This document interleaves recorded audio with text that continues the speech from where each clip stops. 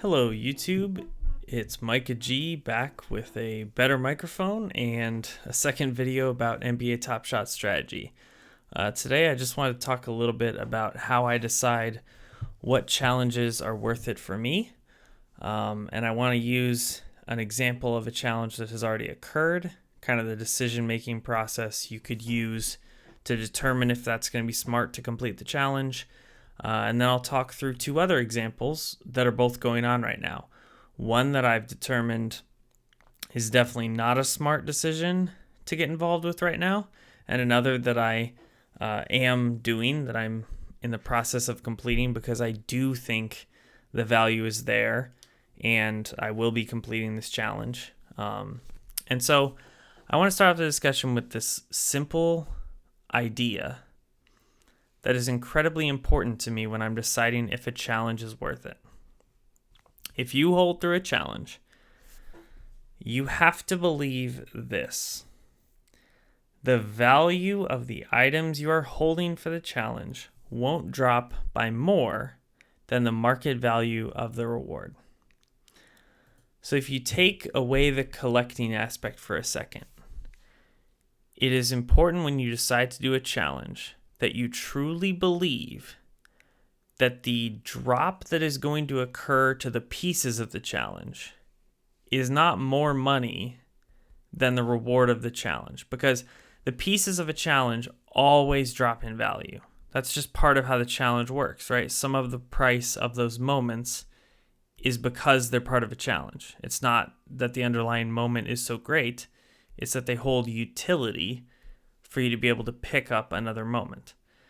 So when we're making these financial decisions of what to invest in, it's important to really think about how much is someone going to pay for the reward. Because holding through the challenge and picking up the reward loses you a lot of money, because it loses you the chance to sell the other moments that were needed for the challenge at a premium. And you're just hoping that the reward will pay for that loss, that opportunity loss, or that loss of additional money you would get from the pieces. So that is the main thing that I look at when I determine if a challenge is worth it. So, and I'll explain it more as we go along. Obviously, we'll see some examples of it. So I want to start with this example from a challenge that's already occurred and how we could have gone through. And I didn't do this challenge. I think I sold the one piece I got of this challenge very early. So I didn't make a ton of money on it. It wasn't a great choice by me in terms of like flipping the moment for the maximum price. But I also was not drawn in enough to try to do this challenge. And that ended up being a very smart decision. So those of you who are around for this gift challenge, you already kind of know how it ends up. But what I did is I pretended that I was a user who had the 5 moments on February 28th. And you're trying to make the crucial decision, because the challenge ended on the morning of the 2nd, March 2nd. So you're trying to say, okay, it's February 28th. Am I gonna offload these moments? Am I gonna just try to take the profits, or am I gonna hold through the challenge to get the reward? And so what I did is I went through and I looked up, okay, what were each of these gift moments selling for on the 28th? And then what was like an equivalent moment? So this is all in Evaluate Market. I was like, okay, on the 28th, well, there's this Jimmy Butler Series 1 that on the 28th was selling for, $480, $490. At the same time, on the 28th, his gift moment was selling for $650. And obviously, after the challenge is over, this Series 1 with a circulation of 3,200 is probably a better bet in terms of pricing than this 8,888. I know it's a special moment potentially, but it's not like the Asian markets are active in TopShot yet. So you know that when this challenge ends, this one is going to dip in price. So I went through each of the moments and I basically did that. I tried to find equivalent moments, or at least some other moments price point on February 28th. as a snapshot in time of like, if you're making this decision on February 28th and you look around and you say, well, what are other Rui Hachimuras going for? This one's a hard one because the only other Rui that existed at that time was his rookie. So his rookie was going for 649.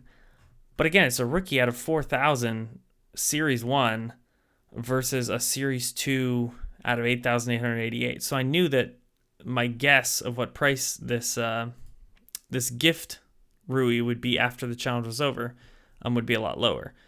So basically made all those decisions for all of these moments. And I went through and I just tried to say, okay, after the challenge is over and it normalizes to some sort of balance, right? The D'Angelo Russell, for example, all I had to go with was this 15,000 circulation one and this 1,500 circulation one. So I say it's probably going to be worth way less than this Series 1 1,500, and it's going to be worth way more than this 15,000 one.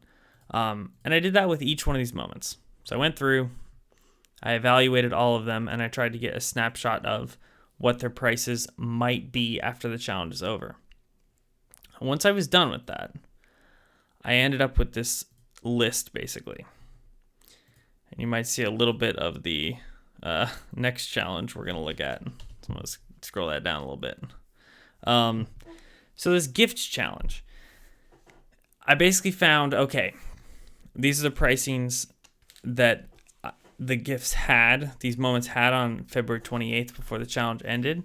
And then I had these sort of estimates. So D'Angelo Russell, right, he had a 15,000 that was $40.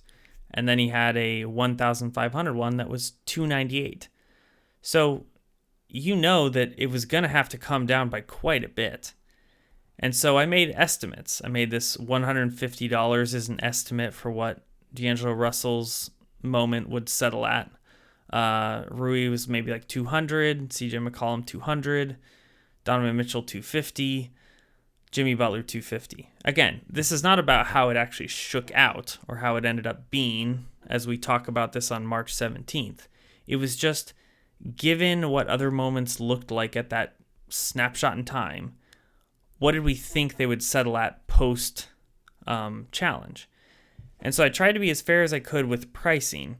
But when I did that and I looked at, okay, if they settle at these prices, then I was able to do an analysis. And when I settled on those prices, the expected loss in terms of, okay, before the challenge ends, it's going for this.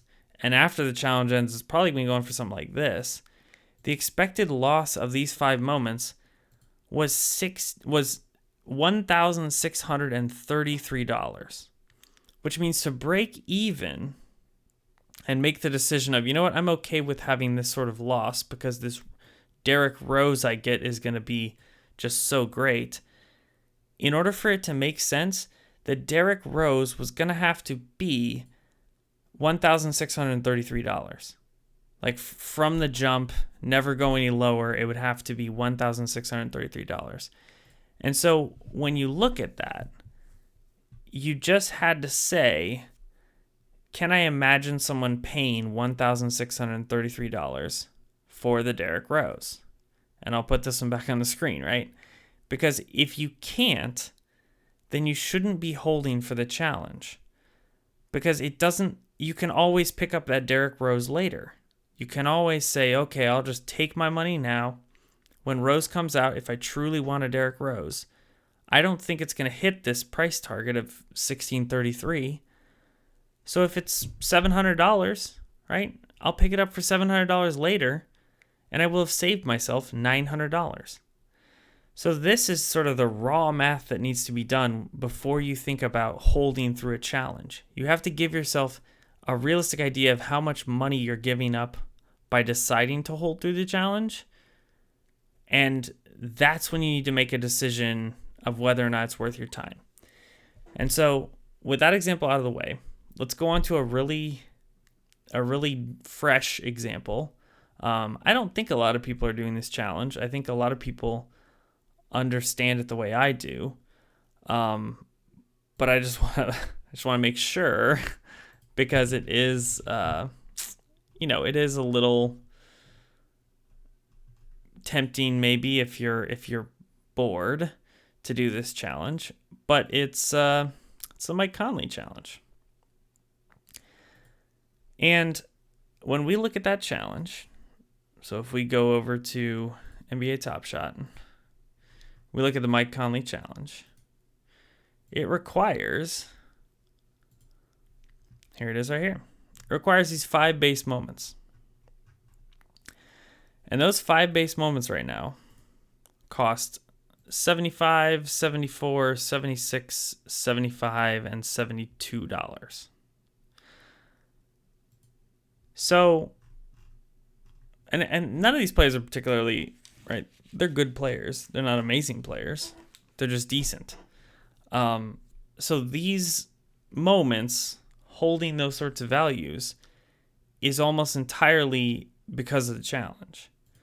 So then you have to ask yourself, you have to say, well, then what do I expect these moments to be worth when the challenge ends? And that's your math. That's sort of your math that you have to do. And so I've done it on here, which is I basically looked up, let's do like Rui Hachimura. And Rui even has, so his new moment has some rumors that maybe it's going to be in the next Cool Cats, or because it's international, or I don't know if Japan is particularly cold, or whatever sort of rumors are flying around. I'm not on top of those. But so his moment is even a little bit maybe more elevated or more valuable than the average moment. I think a lot of these 35,000s are going for $6, $7.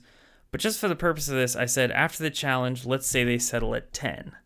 Now, I don't think they are going to settle at 10 because such a small percentage of those moments are even out on the market. There's a whole bunch of them. If we just go to evaluate, there's a whole bunch of them that are still going to come out. So if I do, who's like DeMar DeRozan. So if I go to his 3,500 moment, probably this one, there's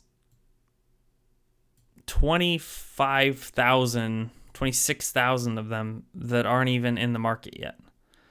So I do think this number is going to come down. I think even for the challenge, the number is going to be way less than 75. But then I think this number is also going to come down. Right? I think the $10 is going to really be more like $4 or $3. But even if we talk about right now, should you do this challenge right now? Should you be gathering the moments for this challenge right now? I would say if you have any of these moment pieces, you should be selling them right now for any price you can get. Because if you look at the pricing of like what the loss is expected to be when this challenge ends, it's pretty much the whole value of the moment, right? That Oladipo easily comes down to 10. If the challenge ends right now, it goes from 75 to 10 overnight. The Bam, 74 to 10, 76 to 10 for Cat, 75-10 to DeRozan. So when you add up those 5 expected losses at this moment in time, the Mike Conley needs to be $322 on the resale market. And they've already announced that the LeBron James challenge doesn't need it. So you need a Mike Conley fan. And remember, this Mike Conley could be up to 35,000. If all of them get released, there's 35,000 potential Mike Conleys. It probably ends up more like 15 or 10 or 20,000. But if you look up a Mike Conley, just any old Mike Conley, I mean, his jump shot out of 35,000, hell, his Series 1 to 4,000 is $157. And your break-even price for this Mike Conley is $322. So there's just not a reality where the amount of money you're going to lose at the moment that challenge ends is going to be worth it for you to get that Mike Conley reward. Because that Mike Conley reward is not going to make up for the money that you lose by holding through the challenge. So this is my big warning challenges. This is a terrible idea. No one should be doing this challenge. And if you have these components for it, you should be offloading them as quickly as possible. I cannot stress that anymore. So now, now that I've gotten that over with, let's get maybe for a second something a little more cheery. And I'll throw this back up just to have our little mantra down there. But I want to talk about the one challenge that I am doing. And I don't know if this is going to surprise many people, maybe not. But the big challenge I'm doing is LeBron James. Because when I looked it up, I was thinking, okay, at the end of this, you're going to get a LeBron James. And I think my price target here is maybe a little bit on the optimistic side. My price target is expecting it to be like a 5,000 to 6,000 moment LeBron James. But I made this chart, and this is exactly how I made my purchasing decisions. Is I basically made this chart of what I thought. So I said, okay, I'm going to say that the LeBron James goes for 2,500. At the time when I was making that decision, the dunk out of 7,500 was maybe $1,800 or $1,700. I think it's a little lower now. So is the 3-pointer out of 15,000. But there's just it takes 12 moments, and we've noticed like a decent amount of inefficiency with the market when it comes to, Cool Cat challenges are at 10,000 and only 7,000 get minted. So there's a bunch of these moments that just somehow just find their way into hands that don't want to make collections. And that happens when there's only 5 Cool Cat moments. So now we're talking about 12 different moments that need to be collected. And so the number that I'm expecting is like 5,000 to 6,000 sets. So it's going to be a LeBron out of 5,000 to 6,000. So that's where I got my number, and I said, okay, I think that the reward for this challenge would be about $2,500. And so then what I started to do is I looked around, and I didn't panic. This is not something that I did the first day it came out. I think when it did come out, I tried to snipe some cheap moments. Like I was just trying to flip them. I think I got a Giannis for like $320, and then it went up a bunch, and I sold it for like $510. So like I was still playing the market. But then I came back to this and I said, okay, now that it's settled down, I do want this LeBron James. So let me see what I can reasonably expect to pay for the 12 moments in here. And so that's where I got my price target. I set this price target pretty early on. So maybe like the third day the challenge came out. And I basically just looked at pricing and I said, okay, Jokic maybe right now is 270, but if it gets to 250, I'll do it. Doncic at the time was just going crazy, and this is my one FOMO buy, is I bought it for 800. I think this is one of my first buys. It was like the second day I was like, if Doncic just becomes this insane price, I might not end up doing the challenge. So I ended up FOMOing into a Doncic for 800. But yeah, a lot of the rest of this stuff just sat here for a little while, and I just went through and I said, okay, am I comfortable spending $3,900 total to get something worth $2,500? So the other part of that equation then, right, is I need to say, well, I'm going to spend $1,400 more than I think this thing is going to be worth. So then I had to look at and say, do I think these 12 moments that I will have when the challenge is over are going to be worth the $1,400 difference? Now, I ended up getting lucky right along the way. I found better deals. When they announced that new All-Star Challenge, I scooped up my last couple ones. I think it was like George, Sabonis. I went for like the stars early on. I was just trying to make sure I had those locked in case it went up in price. And then I slowly started to fill them out. So I got the Jokic kind of late. I got the George kind of late. You can see kind of my lower price ones were the ones that I got. I like scooped these up at the end. And slowly I had just filled in the rest. And so I ended up with this. So in total, I only need about 900. If my price target ends up correct, and this LeBron that I get out of this ends up being 2,500, I really only need all of these to be worth $900. But when you look at the pricing of just other cards, like let's go to Luka. If I look at Luka's value, a Luka out of 1,500 is going for $250. So a Luka out of 10,000, even after the challenge, is probably going to settle in. It's got a special little side thing. It's got it's an all-star related item. It's a little bit special. It's going to settle in above 250, right? It's 2/3 of the circulation count, and it's a special item.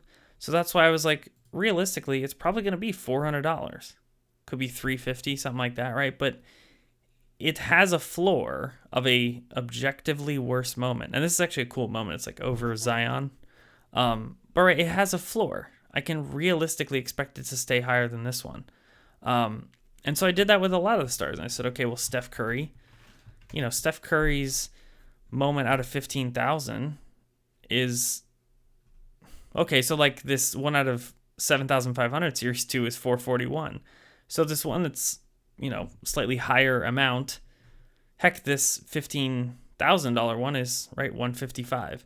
So I said it's not unreasonable to think that one might end up being 350, right? Not as expensive as this one, not as nice, but, it's special. It's not unreasonable that just for collector value, if these things stay the same price as they currently are, then this one after the challenge, it's still a Steph Curry. And that's one of the biggest benefits of this challenge I saw is like a lot of these players hold up on their own. So I only really had to do about 3 of them before my overall value at the challenge was basically up to what I spent. But if I had continued doing these, gone through Jokic and Brown and George, each one of these after the challenge, they're not going to be worth what I paid for them, but they're probably not going to be worth that much less. Damian Lillard's probably a good example. That might be a $120 moment after the challenge.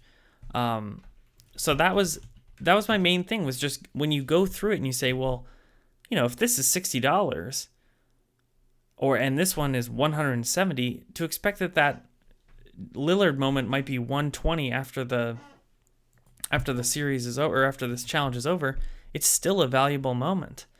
And so that was kind of where this challenge stuck out versus the example we've done with the gift and the example that we did with the Mike Conley challenge, is that the moments that I'm going to end up with, other than the challenge reward, hold a decent amount of value. And then the challenge reward realistically is the biggest name on the website. And so that, to me, makes this a challenge that's just not that dangerous to do. I'm not having to speculate. I'm not having to, put unreasonable ideas of what reward I might get or who might actually want the reward I get. It's LeBron James. And the other 12 moments are all all-stars. So that was kind of my thinking, where when I actually went to the numbers, I was like, yeah, I'm totally comfortable with this spread, in a way that when we looked at any of those other spreads, when we looked at the stuff related to the Mike Conley challenge or the stuff related to the Derrick Rose challenge, there was just a whole bunch in those numbers that didn't add up. But for the LeBron challenge, it makes perfect sense. It actually does seem like a valuable challenge. Now, I would have to say that before yesterday, I was making the assumption that it was just the 12 items required for the challenge, right? There was rumors, or people were trying to be like, no, maybe the LeBron challenge requires all of KD's moments, and maybe it needs the Mike Conley, right? There was all sorts of speculation. But at no point did TopShot seem to feed that speculation. They had seemed to make it very clear that it was, you collect KD's team, you get KD. You collect LeBron's team, you get LeBron. So there was a lot of Discord speculation, but TopShot has not seemed to intentionally want to screw over collectors. And so that was kind of the big gamble, the big gamble sort of that I made. But I don't think at any point was that speculation. I think I was just taking it at face value, and other people were thinking they were going to pull some switcheroo or some weird gotcha. Turns out you need every single scene stars to get LeBron. I think it was pretty straightforward. You collect the team, you get the captain. But it's fair to call that out. That was an assumption that I made that ended up being correct, and thus made the challenge not that expensive comparatively to complete. So this is one, I know the numbers have maybe gone up. I know you can get Luka at this price right now. I definitely overpaid. But it's just something to be aware of. If the LeBron challenge takes another 2 weeks or 3 weeks, it could be worth it to get into it. Because I think there's a lot of short attention spans. And if you just methodically figure out what's a price you're comfortable with, check my calculations on LeBron. Try to, think, oh, well, what's the lowest this could end up being before it's a bad idea to invest. Just play around with your numbers. Obviously, these are, it's an inexact science. Guessing what I expect them to do is inexact. But it is based on moments, right? We're just going through and seeing what are people paying for Damian Lillard right now? Like, how many people want to collect Damian Lillard? And that does make it just a little bit easier to figure out what can you expect to lose by holding through these challenges? And then, of course, what's the reward? Because I think the AD challenge, the Mike Conley challenge, the Derrick Rose challenge, and then I'm expecting the Mike Conley challenge are gonna sometimes be bloodbaths, right? They are gonna wreck some people's finances. And so I just want to put this information out as kind of a, just a theory of how I go about making my decisions, and just try to help you all make your own decisions of what challenges are worth it to do. Because even if you are just an avid collector, nobody likes losing money. And so deciding whether or not it actually is worth it to hold through the challenge is something that I think we're all trying to figure out. And I just wanted to take a second, or take 27 minutes to discuss how I do it. So I hope this video was useful to you. If you made it all the way through here, feel free to hit a like and subscribe. If I'll try to do more of these in the future. But have a great rest of your day, and happy top shotting.